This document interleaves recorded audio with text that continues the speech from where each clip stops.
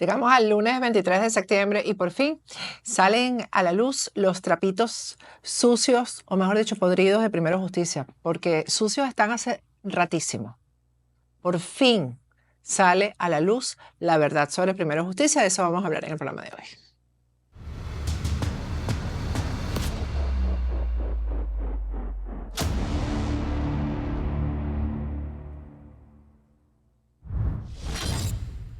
Lunes 23 de septiembre, hoy está circulando la renuncia por escrito de Enrique Capriles Radonsky a la Junta Directiva Nacional del Partido Primero Justicia.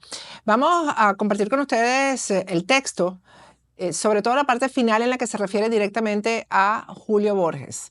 Ahí Enrique Capriles argumenta: en mi condición de militante, orgulloso de las bases en todo el país del partido político Primero Justicia, me dirijo a ustedes a los efectos de consignar por escrito mi renuncia irrevocable a esta Junta Directiva Nacional. Esta decisión, que ya expresé verbalmente en la reunión del jueves 19 de septiembre del 2024, se fundamenta en la pérdida de visión de esta Junta, en la falta de unidad interna y conducción colegiada, en la existencia de diferencias irreconciliables entre gran parte de nosotros con un grupo interno de esta propia Junta, en la falta de transparencia y rendición de cuentas de los administradores, que lo único que hacen es debilitar al partido, hacerle sentir a la militancia el extravío del mismo y, por tanto, cada día aumentar la desconexión con el sentimiento y los anhelos de cambio de los venezolanos.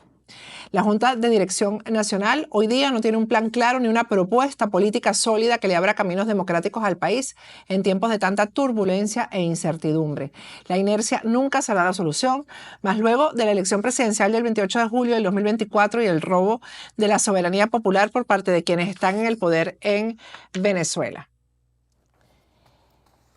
La mesa directiva, a pesar de ser una antigua y extinta instancia y con algunas excepciones, decide todo sin respetar a la gran mayoría de los miembros de esta junta directiva y a esta enorme mayoría de militantes de base que se encuentran en el país luchando por un cambio. Hemos caído lamentablemente en una práctica en la que un pequeño cogollo en unos cargos quiera imponer sus intereses. Intereses que además no son claros con la razón de ser de esta organización política. Ya es costumbre que el mensaje que se transmite en nombre del partido no responde a los valores colectivos, sino a la agenda de una suerte de caudillo, quien con sus colaboradores, aquí no lo menciona, pero después lo va a mencionar, se refiere a Julio Borges, quien junto con sus colaboradores se cree amo y señor de una organización que le pertenece a la militancia y a la vida política del país. No fundamos Primero Justicia para ser mandaderos de alguien o de un grupito además divorciados de la realidad de los venezolanos. Fundamos Primero Justicia para generar un cambio en la política venezolana, sanearla, abrirla, profundizar la democracia. Lo fundamos para hacer política de manera honesta, con principios y valores, para contribuir en la construcción de un gran país, con bienestar para la gente, especialmente los más vulnerables. A pesar de las dificultades actuales, sigo creyendo en ese objetivo y sigo creyendo en la mayoría de la dirigencia y militancia de ese partido. Y aquí viene lo bueno. Lamentablemente, esta Junta hoy es una instancia alejada y agotada. Ojalá que la descomposición y decadencia en la que cayó este espacio no termine destruyendo a Primero Justicia en los estados, municipios y parroquias y a su valiosa dirigencia, entre ellos a muchos de ustedes.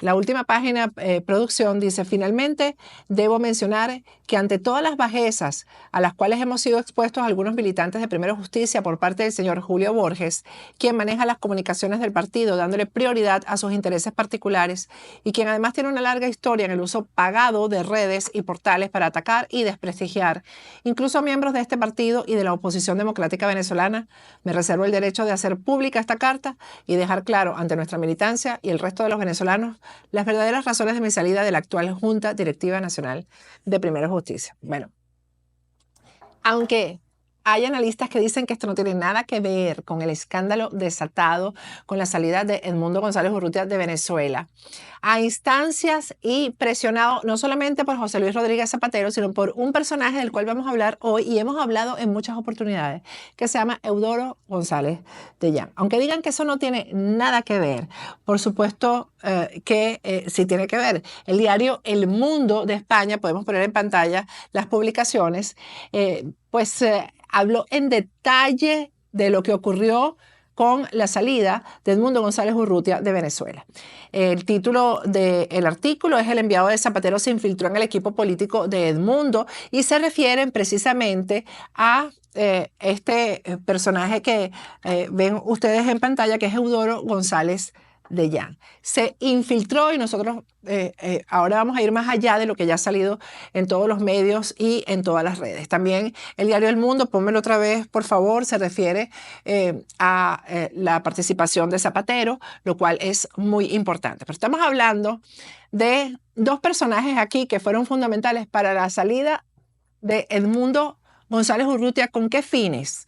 Porque aquí hemos defendido que Edmundo González Urrutia se haya ido del país para protegerse, para hacer activismo afuera, obviamente para no dejarse meter preso, y como una jugada para poder seguir haciendo el trabajo en libertad afuera mientras María Corina permanece allá adentro. Pero la verdad es que el origen de todo esto y la motivación de todo esto fue sacar la parte institucional del resultado del 28 de julio de Venezuela y desactivarla. La parte institucional definitivamente es Edmundo González Urrutia, porque quien ganó las elecciones, el presidente electo, es Edmundo González Urrutia, aunque el poder digamos, la que tiene el apoyo popular definitivamente es María Corina Machado. Pero institucionalmente, el que puede pelear institucionalmente, legalmente, que se le respete su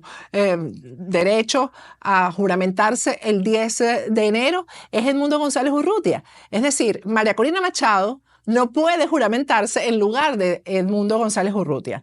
Y aquí el interés original no fue proteger a Edmundo González Urrutia, porque lo tenían marcado, este personaje, Eudoro González de Llán, lo tenía marcado desde que fue designado como candidato de la oposición. Y de eso vamos a hablar.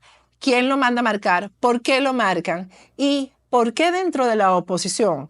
¿Y por qué los venezolanos tenemos que seguir permitiendo que haya personajes detrás de bambalinas que sean los que muevan los hilos, cuando los venezolanos en este caso lo que quieren es que sea María Corina Machado la que mueva los hilos y que sea Edmundo González Urrutia el que sea proclamado y juramentado presidente de todos los venezolanos? Fíjense, después de esto, justo después de esto, en una entrevista con el periodista David Placer, salta Julio Borges a declarar que a él también lo presionó y lo coaccionó Zapatero y lo amenazó para que se fuera de Venezuela. Este tipo que ustedes ven en pantalla, no es que Enrique Capriles no lo sea, pero este tipo que ustedes ven en pantalla, se los he dicho decenas y decenas de veces, es un bandido. Julio Borges es un bandido marca mayor. Estaba en Colombia, bastante que lo denunciamos, estuvo detrás de lo de Monómeros. Julio Borges ahora no puede ser señalado por Enrique Capriles después de tantos años de denuncias contra Julio Borges. Un caso particular: Julio Borges vendió a un grupo de militares, se infiltró en las reuniones que esos militares institucionales estaban haciendo, buscando la forma de hacer lo que dice la Constitución, que es detener a un funcionario público cuando está violando esa Constitución. En este caso, se trataba de Hugo Chávez. Y este personaje, Julio Borges, intervino en esas reuniones y después vendió a todos los que participaban en las reuniones. Terminaron todos presos. Todos terminaron presos por la delación de Julio Borges, que nadie sabe de qué vive. Lo hemos dicho un montón de veces. El otro día me dijeron, porque ahora está viviendo en España y antes vivía en Colombia, el otro día me dijeron, por ahí vi a Julio Borges con los 4 muchachos, porque tiene 4 hijos, 4, no sé cómo será eso, cuádruple. Cuando son 4, no sé cómo se dice. Y uno se pregunta por qué. El que tiene un hijo sabe lo que cuesta mantener un hijo, imagínense 4 muchachos, ¿no? Bueno, no se sabe en qué trabaja, no se sabe de dónde saca el dinero. Ese es Julio Borges. Julio Borges. Y lo que hemos venido diciendo aquí hace años, ahora se hace realidad, con el daño que significa que cuando no se detienen las cosas a tiempo, ¿verdad? Entonces vienen estos personajes que les digo que mueven los hilos, siguen y continúan haciendo daño. Las veces que hemos denunciado a estos tipos nos han caído encima, mucha audiencia se molesta porque estas cosas no se deben decir, porque la oposición, etcétera. Si se resolviera o se hubiera resuelto a tiempo que estos tipos no tuvieran el derecho de abrogarse la dirigencia de la oposición, hubiéramos terminado hace rato con este drama que tenemos los venezolanos, con este régimen chavista. Vamos a poner, por favor, una parte del programa que hice en el año 2017. 2017. Estamos hablando de hace 7 años, señores. Vamos a ver la parte que seleccionamos. Es una confesión prácticamente que hace Enrique Capriles que me preocupa muchísimo y que tiene que ver con la reunión en la casa de Leopoldo López con Rodríguez Zapatero y otros personajes. Ahí no estaba Enrique Capriles, lo dijimos desde el principio, no fue invitado. Vamos a escuchar lo que Enrique Capriles dijo sobre esto y vamos a comentarlo. Ayer entre el expresidente Zapatero y Leopoldo López. Después allí llegaron los miembros de varios partidos políticos, los jefes de varios partidos políticos. Había gente que me preguntó que por qué yo no estaba en esa reunión. En esa reunión estaba el partido en el que yo milito. Ahora, allí se cocinó algo, se cuadró algo. Hay gente que dice, bueno, yo le tengo desconfianza a fulano o al otro. Está usted en su derecho. Ahora, ¿esa reunión fue con Zapatero allí en casa de Leopoldo López? No. ¿Qué hablaron Leopoldo López y Zapatero? Yo no lo sé, no le puedo dar información, lo desconozco. Tendría que darla quien estuvo en la reunión. Yo no puedo entrar en el terreno de la especulación.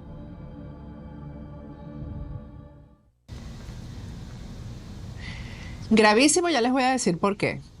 Él dice, en esa reunión estaba el partido en el que yo milito, que es Primero Justicia. ¿Quién estaba de Primero Justicia en esa reunión que saliera fotografiado? Vamos a ver si tenemos las imágenes de esa reunión para recordarlo, aunque yo creo que no hace falta, pero vamos a ver las imágenes de la reunión en casa de Leopoldo López.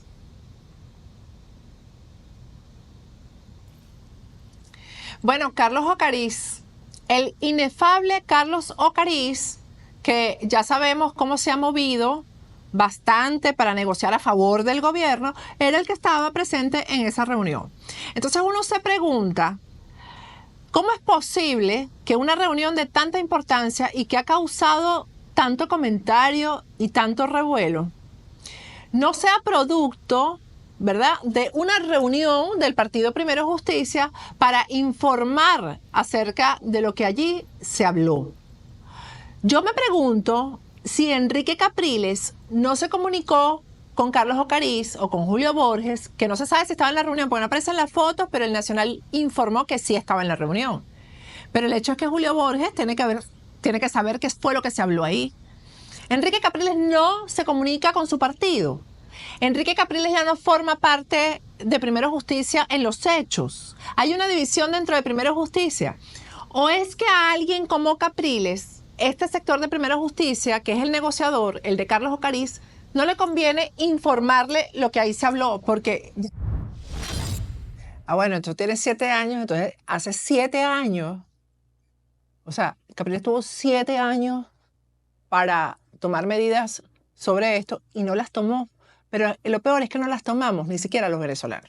Bueno, yo sí, porque yo siempre he estado clarita en quién es Julio Borges, Primero Justicia, Capriles, pero es que se les ha permitido seguir y seguir en el juego. El propio Capriles permitió todo esto después de 7 años, porque ahí yo se lo señalo. Bueno, en Capriles entonces no fue informado y él no va a informar y él no forma parte de Primero Justicia. Ahí debió renunciar Capriles.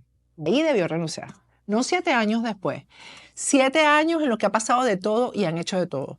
Porque aquí el problema más grave de todo es que los testaferros del régimen y los que han robado a la nación son los financistas de un sector de la oposición. Por ejemplo, a Leopoldo López, ¿quién lo financia? Los grandes financistas de Leopoldo López han sido los malandros del caso Derwin. Alejandro Betancur López, y los que se robaron, ahí los tienen ustedes en pantalla. Esos son los financistas de Leopoldo López.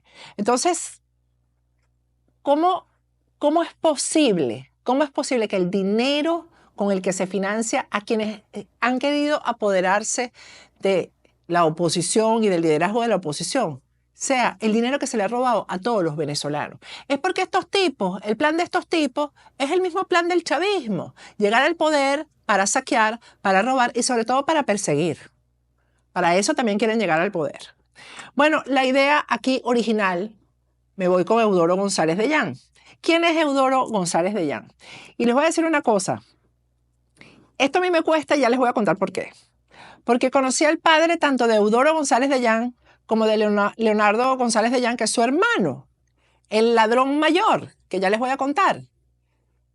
Leonardo González de Llán tenía un cargo aquí en Miami en el Banco Industrial de Venezuela. Habrá generaciones que no sepan lo que es el Banco Industrial de Venezuela, porque eso se acabó hace rato. No es que se acabó, sino que Leonardo González de Llán estaba aquí en Miami, repito, porque había una sucursal del Banco Industrial de Venezuela aquí en Miami, y él tenía un cargo menor en ese banco. Bueno, se divorció, tuvo una cuestión personal, y lo nombran, lo mandan para Caracas. Estoy hablando de Hugo Chávez. Lo nombra presidente del Banco Industrial de Venezuela. Quebró el banco. Ese personaje que ustedes ven en pantalla, con negocios a favor suyo.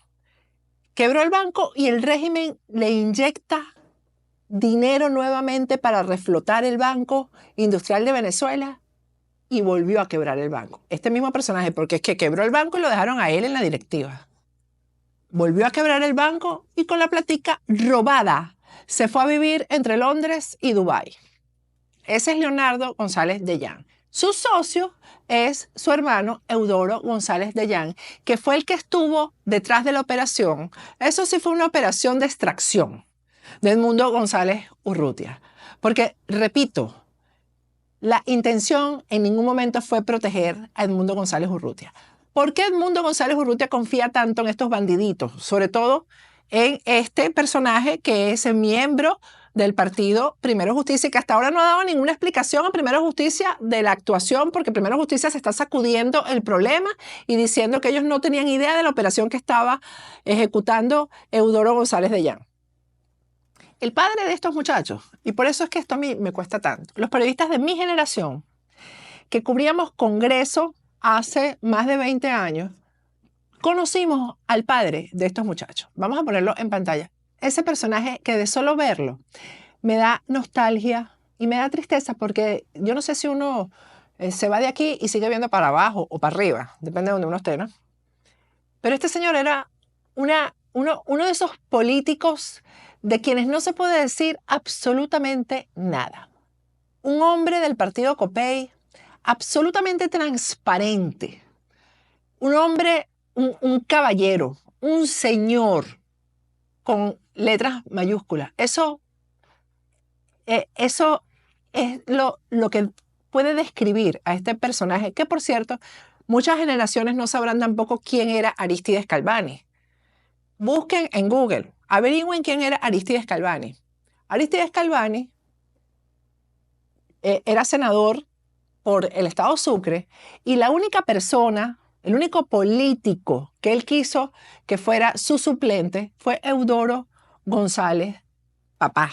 El que ustedes... Vamos a ponerlo en pantalla para rendirle un homenaje a ese señor, porque yo no entiendo estos dos monstruos cómo salieron de este señor tan decente, porque fue, y eso lo firmo y lo digo de todas las maneras, un hombre decente. Tanto es así que no los voy a nombrar, pero yo traté de entrevistar hoy a personas que conocen de cerca a los hermanitos González de Llán y no quisieron hablar de ellos por respeto a su padre, que ya está muerto, porque de verdad era un hombre sumamente honorable. Arístides Calvani lo escogió como su suplente y no quiso que más a nadie en Copey fuera su suplente.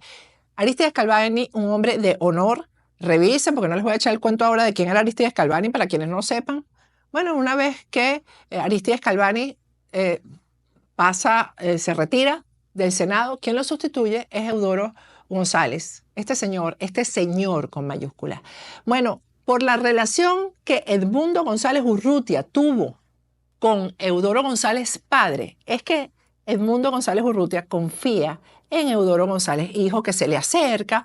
Es una relación prácticamente familiar, porque además eran primos Edmundo González Urrutia y Eudoro González padre. Eran primos del mismo partido político, la misma formación social cristiana, bueno, la misma militancia. Y Edmundo González Urrutia creyó en Eudoro González, que es el que aparece en la denuncia, que en la rueda de prensa esta que hace Jorge Rodríguez, que le hace el favor y uno se pregunta, ¿a razón de qué Jorge Rodríguez le hace el favor a Eudoro González de distorsionarle la voz? Como para que nadie supiera que era él el que estaba ahí. Hay una página de información que se llama La Gran Aldea, que fue la primera que publicó que Eudoro González había sido el ejecutor, digamos, el operador de esta operación, valga la redundancia, con Zapatero por detrás. Entonces, Zapatero, ¿cuánto tiempo tiene operando en contra de la democracia de Venezuela? Porque esas son las operaciones que hace Zapatero a favor del régimen, para que el régimen se atornille, y en contra de la libertad de Venezuela. Estamos hablando de que ustedes acaban de ver un programa de hace 7 años en los que se denunció que Zapatero había estado ahí operando con Leopoldo López, y ahora opera para también desestabilizar, y esto se los estoy diciendo con responsabilidad, desestabilizar a María Corina Machado, la posición de María Corina Machado, pero sobre todo la decisión de todos los venezolanos. Dejar a María Corina Machado sola, aislarla, dejarla sin digamos, sin la institución al lado, porque la institución en este caso es la presidencia electa de Venezuela, que la representa Edmundo González Urrutia. Ojalá este señor abra los ojos, ojalá los abra, ojalá no haya estado en la jugada desde el principio, me refiero a Edmundo González Urrutia, y ojalá esto no vaya a más y este señor de verdad se sacuda a este malandro de Eudoro González. Pero primero Justicia le debe muchas explicaciones al país, porque no solamente es que se saquen los trapitos sucios, podridos, estos son trapos que estaban sucios hace ya mucho rato, ya se pudrieron. No solamente es que se los saquen a la luz pública, sino que le den explicaciones al país. Vamos a ir a un corte. Al regreso no se pierdan la entrevista con un periodista español que nos va a contar cómo está la situación en España con respecto al enfrentamiento con el régimen de Nicolás Maduro. Trabajas duro para sacar a los tuyos adelante. Buscas un mejor porvenir aunque carezcas de estatus migratorio. A veces, una nueva vida en los Estados Unidos es dura, llena de cambios drásticos, adaptaciones e incertidumbres legales. Yo he estado allí. Pero ahora, como abogado de inmigración y ciudadano de este país, mi propósito es ayudarle a usted y a su familia a alcanzar sus metas en esta gran nación y convertir el sueño americano en su realidad hoy mismo.